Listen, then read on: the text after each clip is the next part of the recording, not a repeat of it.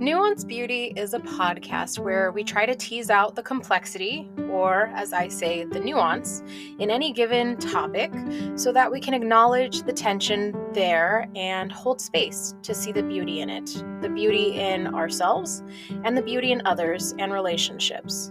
It's not easy seeing beyond our own opinions, but there's wisdom in the pursuit. So join us. Hi guys, welcome back to Nuanced Beauty. I am bringing you another interview this week. Josh was a fellow classmate of Bill and mine. We all graduated in 2011 from the U.S. Merchant Marine Academy. It's been over a decade since we've seen each other, but recently he shared a Facebook post that he and his wife, Abby, have created a board game. It's called CATastrophe, a Game of 9 Lives. And it recently became available for purchase on Amazon. This Facebook post totally caught me as a pleasant surprise because I don't think a lot of people go off and design a board game, and especially not from our background with working on ships and sailing. So I thought, perfect, we should totally sit down and do a show to talk about it. With that, welcome, Josh and Abby. Thank you guys for being here. Hey, Christina. Hi. Thank you so much for having us on your podcast. We're super excited to get the opportunity to talk with you and your audience. Yeah, thank you. And I look forward to getting into some of the nuanced beauty. What led you guys to wanting to create a board game? And how did you come up with this game in the first place? Oh my gosh, there's so much to unpack right there. Perfect. So I'll break it down kind of in several different answers. But, first off, Abby and I just love games. And what it really comes down to is a little bit separate than the game answer itself. It's actually our why that started this all. I worked on ships, like everyone may know, as Christina and I graduated together, and our education at college was getting licensed to be a merchant mariner. And originally, part of Abby and I are kind of thought our plan was, okay, Josh is going to work on ships for maybe 5, 7, 8 years, maybe more if it works out really well. But he's going to eventually transition away from ships to be home more. And the longer that I worked on the ships, the worse it became for our marriage. And it was extremely challenging. I get that. Yes. I mean, it was super challenging on our marriage.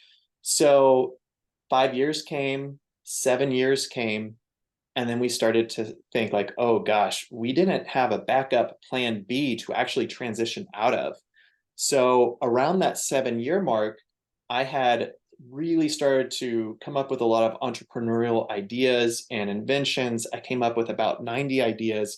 And the idea was, okay, we're going to sit down, we're going to look at all these ideas, and we're going to start a small business and invest around $10,000 into it.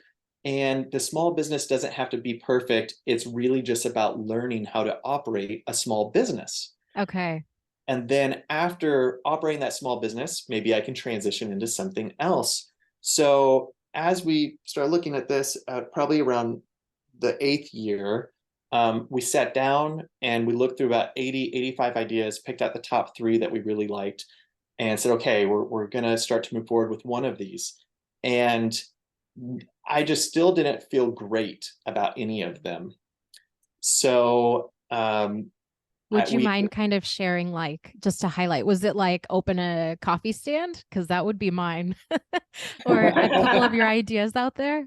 Yeah, so one of the bad ideas that for me that I didn't end up, wanting to do, I was just putting tons of things out there, was starting instead of a coffee shop, having a breakfast cereal type of restaurant where it's just tons and tons and tons of different cereals.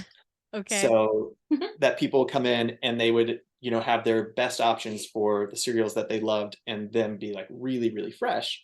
And one of the other things that happened is as I started to look at these ideas, I would come up with an invention idea, like something really simple, like a fingernail cutter, nail cutter that is enclosed on the sides so that your nails don't shoot off all over the place. Okay. And I would get these like little invention ideas, super, super basic, super small. and then I would immediately search it. And a lot of them were already invented Oh and no, on go Amazon. figure. But it was actually really, really exciting to me because I started to be able to see, gosh, this idea was good enough that someone came up with it, they ran with it, and now they have a business with that idea. And Hmm. they're hopefully making a profit with that idea. So that was kind of the real high overviews. I just got more excited when I would see these ideas. So, you So it know, sounds like a big mix, like anything from services to products. You were really just all over the board throwing ideas out there. And then what kind of led you to like focus in on a board game? yeah, so actually, it is a sea story, a little bit of a sea story. So I was working for a company and I worked the nights. I was kind of like the night captain. And we were moored alongside the dock, and it was night. It was middle of the night on July 4th of 2016. Nice. And Okay. as we're sitting there, it's super dark on the bridge. We still have all the lights off. And I was in the back. Our bridge actually kind of has a 360-degree view, all open windows. And I popped up, since we're tied up alongside, we're just waiting for operations to start. Pop up and ended up seeing a video of someone saying, it was like 15 seconds. Someone's like, "Hey, I went on a run, and this caught my attention because I'm a runner. I love running."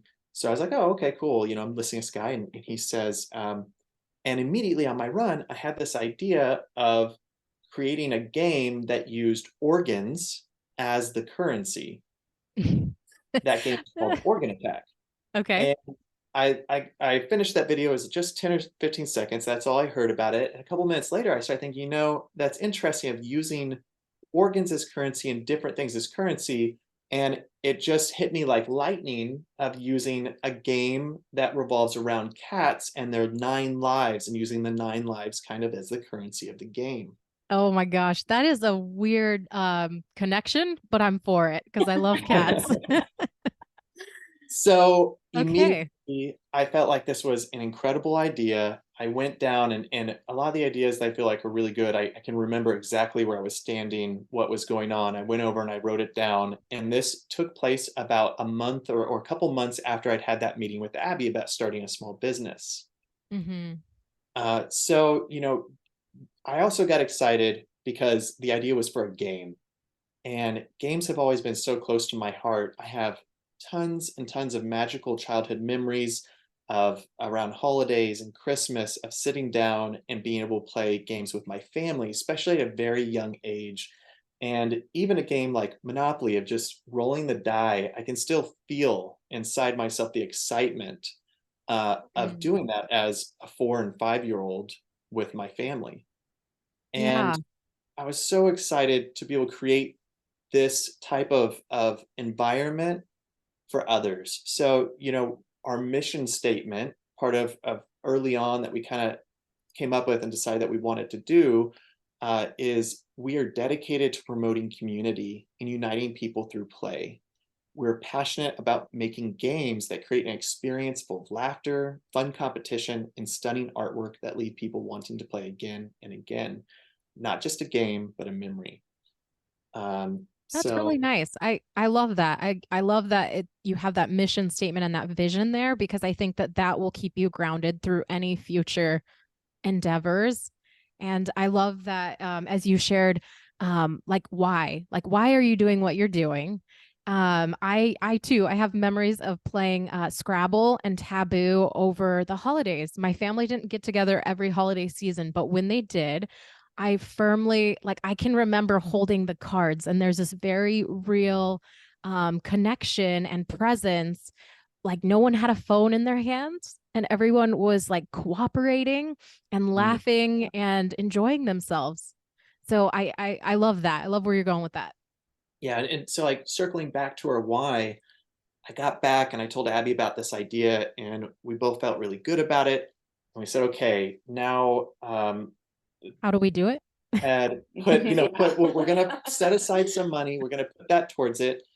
And the real high level overview picture is that the more that we worked on the idea, the more that we saw that people absolutely loved it. They really liked not just the concept, but once we started work on it and do play testing, the more that people liked it, the more comfortable we felt of putting and investing more money and more money into it.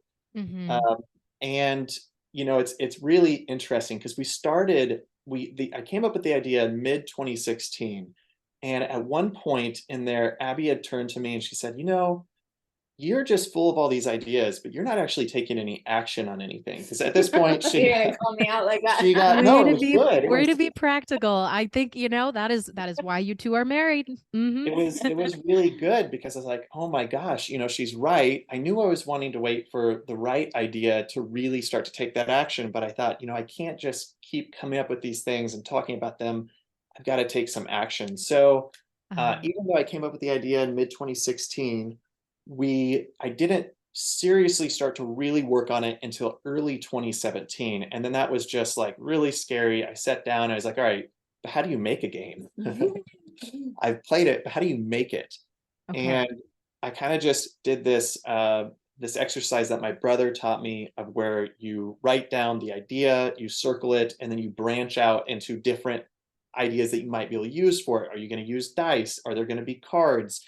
Is it going to be a team game? Kind of branching out. And after working on this for a while, we came up with an okay prototype. People played, and they really had a great time, but it was bad. I mean, it was like really, really bad. Oh, you mean like the design, like the drawings or the paper or whatever? And the mechanics. Not the artwork, because we didn't really have artwork, but the mechanics of it. Everything was just so basic. It was really bad. And that's how it usually is for anything on your first prototype, your first work on it, especially when it's the first time you've done it. But when we had people, they still said, we think you have something here. Like, even though this was a lot of this was bad, we still had a lot of fun. So we worked on it, and we ended up going. Abby came to me. We were on vacation at a lake house, and she came to me. She said, "Hey, did you know that there's something called CatCon?" And I was like, "What? No idea." So she's like, "Yeah, I think we should go. It's in Pasadena, California." So we decided to go in 2017. So is this like Comic-Con but for cats? Yes. Exactly. Oh, that's awesome. Okay, keep going. So we had a prototype, and interestingly enough, I ended up coming up with this other idea a couple months after I came up with the base idea for the game. And it's so funny because it was the exact same place on the ship, possibly at the same dock, tied up, almost the same time at night. I started to realize that there are a lot of famous cats on the internet that are real life cats, that they're Like, are we talking about like the first meme of the Pop-Tart cat or whatever? Is that one of the famous cats? Grumpy Cat, Sorta. Oh, Grumpy Cat. Yeah. Okay, I Grumpy gotcha. Cat is one of those internet famous cats. Like, they have, their own Facebook, their own Instagram with tons of followers, like that kind of thing. And by tons of followers, we mean millions. Millions. Oh, okay. So I came up with this idea on the ship of having these famous internet cats be featured in the game. And immediately I thought, oh, this is a really fun idea. I think we're going to run with that. So whenever we went to CatCon in 2017, we actually ended up already having contacted a lot of the famous cats, and a lot of these famous cats and their owners were at this event at CatCon. Oh, okay. So were you like shaking some hands and like, hey, can I make your cat be in my board game? We were certainly trying. Okay. Yes. Okay. And we did it. It worked. A lot of the people I It knew, was really interesting. I just knew early on, if they can talk with Abby and I, they can see our heart and see that we're not here trying to take advantage of them or to do this for the money, which, you have to be able to make money to survive as a business, but that was not the sole purpose or anything like that. I felt really good that they would be able to jump on board with us. So we ended up making a bunch of relationships there, and everyone that we met there, I think there's probably like like 7 or 8 different people we met, their cats ended up getting featured in the game. Well, Now, quick question. Were there cats there too? Like, did the some cats of come them, to CatCon? some of them, Yeah. And some and of them passed? some of the owners were dressed as their cat. Oh Yes. my gosh. One of the owners was you know, or yeah, so one of them had been a DJ. So he would wear a cat costume that is like a full cat costume and do DJ stuff and like mix it up. Or a lot of them might have had t-shirts with their cat's Yeah. picture on it or something like that. But you have to know, like, Okay. these people are so fun. They're Mhm. they're wonderful, really fantastic, great people. Mhm. So while we're at CatCon, we end up finding out, Abby's like, hey, did you know there's this thing called Gen Con? And I think she actually found out about it a couple of weeks before we went to CatCon. But it Okay. was sold, it was completely It was sold like out. it was like sold out, but except for one day. Mm-hmm. We were able to get a ticket for one day. So we end up leaving CatCon. We're flying to Gen Con straight from CatCon. We changed our Where flight. was it at? And Gen Con it's actually, I should have mentioned this first, it's actually the biggest tabletop board game convention in the United States. Oh, It's okay. Indianapolis. Indianapolis, Indiana. Okay, cool. And so, I mean, it's like, I think they had over 200,000 people attending. I mean, it's mega. Wow. The Yeah. timing, you guys. That's on point. Okay. So we get to Gen Con and we end up running into a couple people that I've been following on Kickstarter. And I start talking to them. They had made a board game that they had just launched on Kickstarter.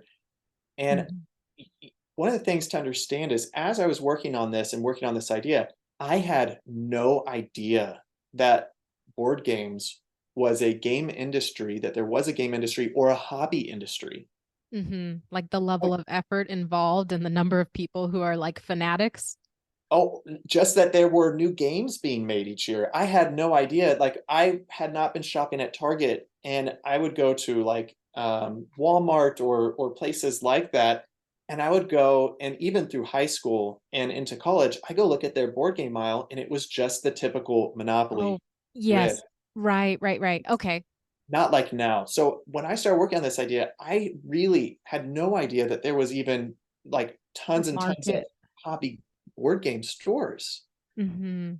So we found out why we were at Gen Con that every year there are about 4 to 9,000 new board games created and published. Wow. That many. Yes, and Woo. if you, the reason it is vastly, you know, almost doubles, is because if you include the expansions that are created, that's what gets it closer to that 9,000. Okay.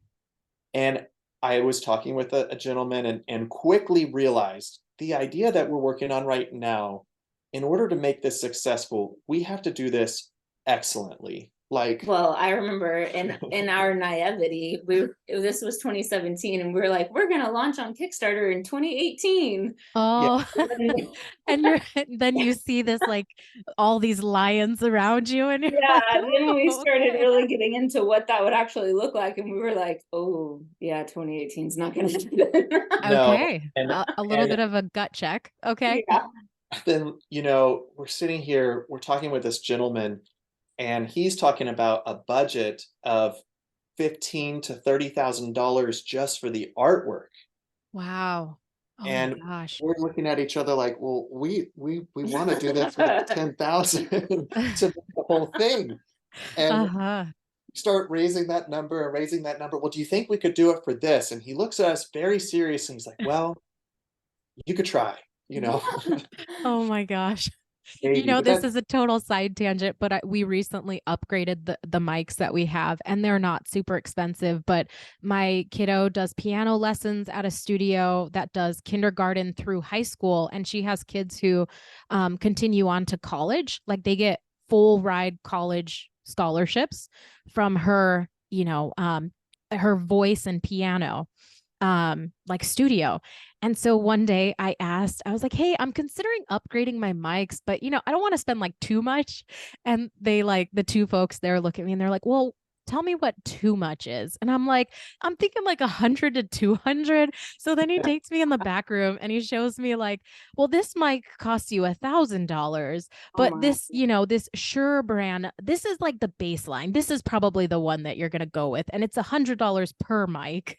Oh So my I'm God. just, I'm drawing parallels from what you're saying. It's like you just don't know until you know how big and expansive things can be. Well, and yeah, we had no idea what all went into making a board game either. The amount of other people that we would need to get involved with Yeah. that process. Yeah.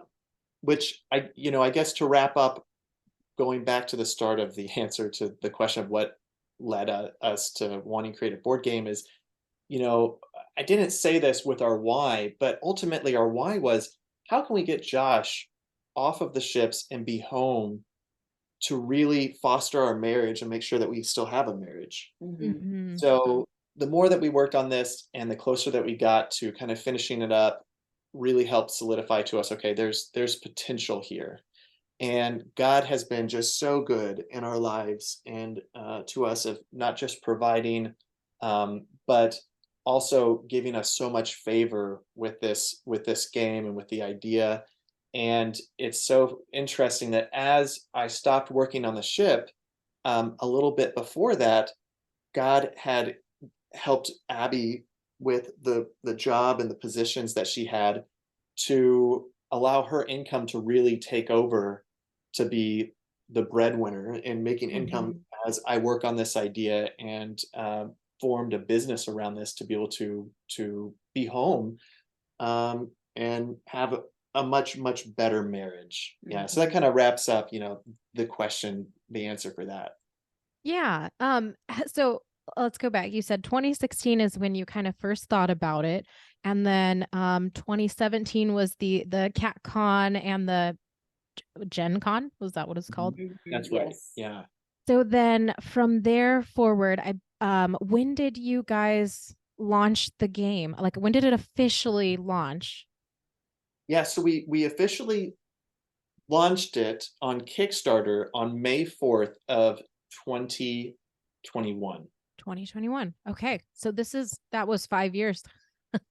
Five Yeah, years in the making. Yeah. but the interesting thing about that is I'm not sure how much of your audience is familiar with Kickstarter, but a lot of people go to Kickstarter to Is it raise. crowdsourcing? Is It's that kind of an accurate? crowdsourcing. Yes. Mhm. So we went with like 98% of everything done, or 95% of everything done. So we still weren't finished. We ended And up, we didn't have I mean, it's not like we had the tangible game. This was still needing to we had a be, prototype, a yeah, professional prototype. still needing to be manufactured and, paid for. Yes. Okay. So Yeah. we launched, and we hit our funding goal in like 29 minutes, Mhm. which was Wow. $10,000. So we raised $10,000 in 29 minutes. And on the first day, we ended up raising, I think, about $50,000. And one of the people we were working with, that was assisting us with many things, including the Kickstarter, had projected that we would raise about $50,000 over the total amount of time for the Kickstarter, which was like 32 days, 31 days. Wow. That is And awesome. Congratulations. thank you. Thank So you. we ended with raising $145,000 and had 2,769 backers. Mhm. Yeah, that were part of it. So we ended up delivering the games to those backers and anyone else that, after the Kickstarter was over, pre-ordered it, where it was actually in people's hands this last November. So November of 2022, the end of November, and in early December of 2022. Okay. So once you take everything into account, of having the idea to having the games manufactured and in people's hands, Mm-hmm. was a good 6 years and almost 6.5 years. Yeah. Mm-hmm. And then once you had the funding, I'm guessing that's when you kicked in like a professional designer, or is that mostly when the manufacturing of the tangible games, that's when that occurred? Yes, so we had sunk just an outrageous amount of our own funds in before the Kickstarter. We had already had the majority of the artwork done. We actually met the artists for the game in 2017 at CatCon. That had ended up paying off just tremendously. And we hired a graphic designer. He was already almost finished with a lot of the graphic design, and we had a game developer assisting us. So there were just so many different people and team members involved. But it was after we raised those funds that we were able to submit the order and continue to wrap up on the last bits of artwork that we had like crowd voting on and that type of thing. Okay. That is wow, what a journey. Now, you and Abby are married, and you went into this venture together. So I think you can see where in the heart of Nuanced Beauty. In my mind, I'm envisioning you guys designing this board game similar to putting together an IKEA bed frame with all of the drawers and a serious form of therapy and bonding. It could go amazing, or it could be the most taxing thing you will ever do in your life. Yeah. So how did that dynamic play out for you guys? Well, I think you hit the nail on the head there. I think it's not an either or. I think it was both of those things. The most amazing journey ever, and also the most taxing at times. So there were definitely points of tension. I think early on, Josh, he's done the brunt of all the work the whole time, but I wasn't as involved early on. My involvement came a little bit later, which is ironic because that's also when then I had a full-time job. And so oftentimes for me, it felt like I was kind of doing two jobs. I'd go to work and then I'd come home and he would need all my help on these areas. And it was definitely interesting at times. Well, and I'll jump in and say there is no way that I could have done this, at least to the level that we have, without all of the hard work, dedication, and help from Abby. Like I might have been able to do some of it, but it would be thousands of times less than what it is now. Well, it's interesting because we have two very different skill sets, very different backgrounds, and very different ways that we work. And so the way that I work and function is just very different than the way that Josh works and functions. Both are great, both get things done. If They're I could just be more different. like you, I would do it. No. But my mind and kind of some of my background is like marketing and a little bit of graphic design and those kinds of things. So very early on, those were the things that I was, not that they were done great, because it's not like I've been professionally trained in any of that. It's more just kind of that entrepreneur, like you teach yourself kind of how to do things. And so like early on, like I made our first website and came up, I started all of our social media and helped with the newsletters to really just like get things rolling and get the word out there. Things that Josh didn't have the skill set, or he hadn't taken the time to learn those things. It was more of kind of my hobby or little side jobs that I had previously that really played into helping get this whole project going. And so those are some of the ways that I kind of helped early on. And then again, like our skill sets are very different. And so we're able to complement, and it just kind of works. And it works. We've definitely had to, I've definitely had to step away from some of it as much now with my job and everything like that. But things are kind of rolling a little bit better now, and we're able to get some other people to help with some of those areas. But I don't know, what do you have anything to add to I that? think the biggest thing, which everything there you did was very, very valuable. But one of the things that was the most time consuming and biggest thing was just sitting with me at dinner or breakfast or lunch or any time while we're driving and bouncing ideas off of you and off of each other and discussing, oh, what if we did that? What if we did this? Oh, I'm thinking about having this flavor text or this art direction. I did really the majority of the art direction early on. And then we had the graphic designer helped with some of the last bit of art direction as well. But it was so much of the help from Abby was also just talking about it. And ideas. Yeah. Well, I have to tell you, Abby's a real trooper because she listened to me talk about cats, cat puns, cat ideas, cat games, indefinitely, where we're still Do talking you about guys it. own cats? We have one, yeah. Okay. And I'll tell one real quick story. We were driving in the car with our niece, and she was 16 or 17 at the time, I think, and we're just bouncing these cat pun, cat jokes off of each other and just like talking about these different things. And she just kind of laughed and she was like, "Is this what you guys do all day?" Like, and we were like, "Well, sometimes, I guess." A good portion. Yeah, yeah. You're getting a glimpse into the real Right? catastrophe over here. And I'll tell you something really funny. And this is something Abby did kind of for fun as a hobby, but also to really help us to learn with engaging with the famous cats. So I guess I could have mentioned this. We have 20 famous cats that are featured in the game, and they have a total following across social media and other avenues over probably 19 million people now. Wow. That's And insane. Yeah. as we were working on this, we ended up getting our cat Indy, who we absolutely love and adore. And Abby created a social media account for him for fun and to kind of help learn, okay, what are these? How should we be thinking about these famous cats that are featured in the game and learning what they do and that type Well, of and stuff? getting more involved with the cat community and learning Well, also about the all of marketing that. Yeah. side and in the cat community, all those Mhm. things, learning as much as we could. Abby started a Instagram for him and grew to over 10,000 followers.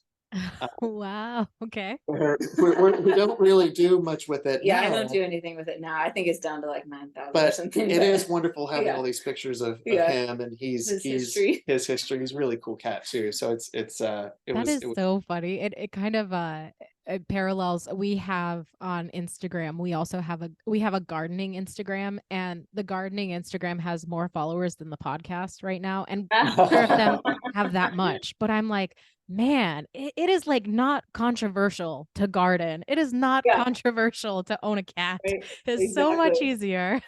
Yeah, which, that's and true. I'll mention super quickly here, that's so interesting is, when we first came up with the idea for these famous cats to be featured, the idea was that you would be able to play the game and immediately after game or during the game be able to go and engage with these cats on social media, like after the game's over, and have something that's real in the game.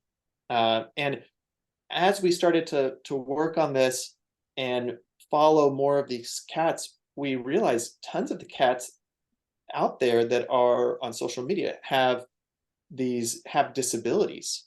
And we Okay. quickly shifted into the idea of or quickly like had the heart to say, hey, we're going to feature these cats that have these disabilities, and we're going to feature them in the game as heroes. So they became power cats in the game. And Oh, that's cool. idea, the idea that we really want to show is like, hey, uh, these cats have the ability to be heroes and be heroes to people.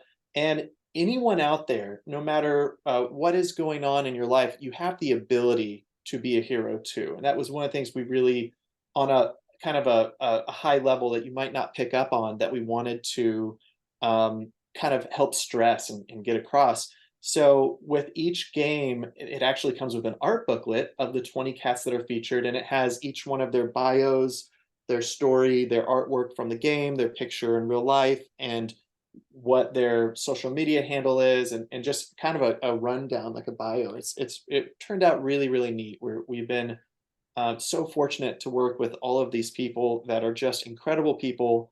They have incredible cats that are wonderful and fun. And we also want to get across, a strong message out there as well. Hmm. Oh, I really enjoy that. I think that I like how you kind of tie in a little bit of an encouragement in the game too. Um, with that in mind, I imagine that there are some listeners here who have not played a board game in years, or they potentially have a pile stacked high in their closet. So, would you mind trying to offer an encouragement to the listeners to get them to dust off a box and get to playing? Yeah, absolutely. I think the biggest thing is that when you walk away from playing a game with people and having community, you feel good. It feels so edifying, and you walk away with more than what you came to the table with. And when everybody's able to get off their devices, get off their phones, and sit down and have face-to-face interaction, engagement, especially when there's laughter, I think that is so good for your soul and for your heart. It's so healthy. It's almost like medicine this day with how challenging it can be for myself or for me just to kind of get off of my computer from work or off of my phone and that Connect. engagement Yeah. that helps develop and build relationships and fun, I just think is so important. Abby, what about you? No, yeah, exactly what you said. And I think on a more practical level, I think sometimes people shy away from games because rules can be confusing and they don't want to take the time to learn it and all that. So I would encourage people to either look up a video on how to play a certain game that you might be thinking of, Mhm. or find a friend who already knows how to play that they can teach you, because it's just so much easier to learn that way. Absolutely. That's a really good point. We used to watch some YouTube videos, and yeah, there are plenty of people out there, so you can learn from a person versus just reading it. And of course, if you're one on one with a person, then you get that community aspect, which is the heart behind like everything that you guys are trying to capture. Um, Exactly. so I have not played the game yet, but I think this game has great potential for the whole family to get together and bond over. So I wanted to bring you guys on just in time for the holiday season, and encourage the listener to consider playing Catastrophe. As I mentioned earlier, this game is available on Amazon right now. So if you wanted to check it out, the best way to find it is to type Catastrophe game in the search engine, and it will pop up that way. As a closer, we usually ask folks to give us a book recommendation as a way of the listener diving deeper into the nuance of the topic. But in light of this episode being all about your board game, I wanted to ask you guys instead, what is each of your all-time favorite board games? I'll let you go, Abby. Oh, you want me to Yeah, start? you can start. That's so hard. I think it changes with different seasons. So when I was first getting into board games, like I loved Settlers of Catan. We played that all the Oh, time. yes. Okay. Now, I mean, then it's shifted to Wingspan, and Dice Forge. Those are some of my favorites. But the ones that honestly get played the most is just between two players, me and Josh, would be like Jaiper and Splendor. So I think those are some of my And if you favorites. have no idea what these games are, check out the I games don't at know some of Target them. or look up a board game store, and you'll just be shocked how many games are out there. But for me, it really depends on the group that I'm playing with. I don't think I have a solid answer for my all-time favorite. When I'm playing with a big board game group that play games that take hours to learn and they're willing to teach me, one of my favorite games to play with them is called Dark Tower, which is this incredible game with this big tower, and you use an app and it lights up and it spins. It's really really cool. And I like this the a game called Viticulture, which is being like a winemaker. Oh, um I like wine. I'm joining it's you on that one. Oh, it's a great one. I mean, it's a little bit of a complicated game, but it's great. And of course, we're partial to our game, but we want to encourage your audience that if you're looking for a great, fun family game during the holidays, to check out Dixit. Dixit. It's a really easy, simple game, super fun for the family. Doesn't take much to learn. Okay. With that, thank you guys for being here. If anyone wanted to reach out, how would they want to connect with you? Yeah, so they could email me if they're wanting to engage that way, josh@catastrophenation.com, or they could follow along with us on Instagram or Facebook, and our handle is Catastrophe Board Game. Okay. Awesome. I will include that in the show notes. Thank you guys so much for being here today. Thank you Thank for having you. us. We greatly appreciate it.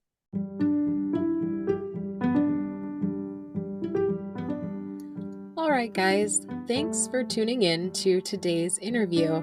I'm sure you love hearing Bill and I chat about various topics, but truly, in the heart of nuance, it is wonderful to bring on a guest and have a conversation. So I hope you enjoyed, and until next time.